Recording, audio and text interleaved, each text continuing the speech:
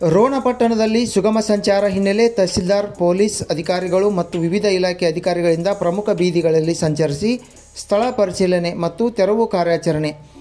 ಗದಗ ಜಿಲ್ಲೆಯ ರೋಣ ಪಟ್ಟಣದಲ್ಲಿ ಗುರುವಾರ ರೋಣ ತಹಸೀಲ್ದಾರ್ Nagaraj K, CPI S Bilgi, PSI Prakash Banakar, ಲೋಕೋಪಯೋಗಿ ಇಲಾಖೆ ಅಧಿಕಾರಿ ಬಲವಂತಪ್ಪ ನಾಯ್ಕರ್, ಪುರಸಭೆ ಮುಖ್ಯಾಧಿಕಾರಿ ರಮೇಶ್ ಗೊಂದಕರ್ ಸೇರಿದಂತೆ ವಿವಿಧ ಇಲಾಖೆ ಅಧಿಕಾರಿಗಳು ರೋಣ ಪಟ್ಟಣದಲ್ಲಿ ಟ್ರಾಫಿಕ್ ಸಮಸ್ಯೆ ಪರಿಹರಿಸಲು ಹಾಗೂ ರಸ್ತೆ ಅಗಲೀಕರಣ, ಸುಗಮ ಸಂಚಾರ ಅನುವು ಮಾಡಿಕೊಡುವ ಹಿನ್ನೆಲೆ ಪಟ್ಟಣದ ಬಸ್ ನಿಲ್ದಾಣ, ಮುಲ್ಲಾನಬಾವಿ ವೃತ್ತ, ಸೂಡಿ ವೃತ್ತ ಪ್ರಮುಖ ಸ್ಥಳಗಳಲ್ಲಿ ಸ್ಥಳ ಪರಿಶೀಲಿಸಿ ಅಡ್ಡಾದಿಡ್ಡಿ ನಿಲ್ಲಿಸಿದ್ದ ವಾಹನಗಳನ್ನು ತೆರವುಗೊಳಿಸಿದರು. ರಸ್ತೆ ಮಧ್ಯೆ ವ್ಯಾಪಾರಕ್ಕಾಗಿ ಹಾಕಿಕೊಂಡಿದ್ದ ವಿವಿಧ ಗೂಡಂಗಡಿ ಸಾಮಗ್ರಿಗಳನ್ನು ತೆರವು ಮಾಡಿಸಿದರು.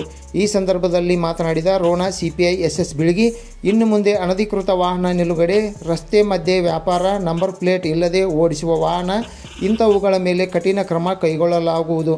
ಪಟ್ಟಣದಲ್ಲಿ ಸುಗಮ ಸಂಚಾರಕ್ಕಾಗಿ ಸಾರ್ವಜನಿಕರು ಸಹಕರಿಸಬೇಕಾಗಿ ಎಚ್ಚರಿಕೆ ನೀಡಿದರು.